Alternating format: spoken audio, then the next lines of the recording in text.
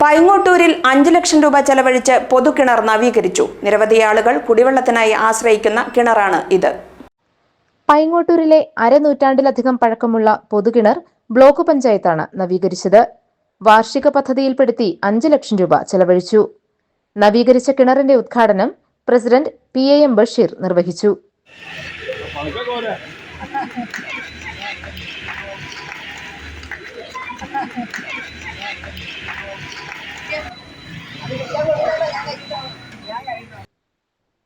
Vice president Diana Nobi അധ്യക്ഷത വഹിച്ചു. Jomy Thekkekkara, Sally Aib, Annis Francis, Nisamol Ismail, Sunny Kanjirathinkal, Milsy Shaji, Nice Eldho, Harish Rajappan, Sarama Paulose, Robin Abraham, Tigris Antony, Babu P Mathew, MS Santhosh, PM Nasaruddin Moulavi, PM Jalaluddin, KM Ibrahim, Abdul Azeez തുടങ്ങിയവർ പങ്കെടുത്തു. GTV news, Paingottoor.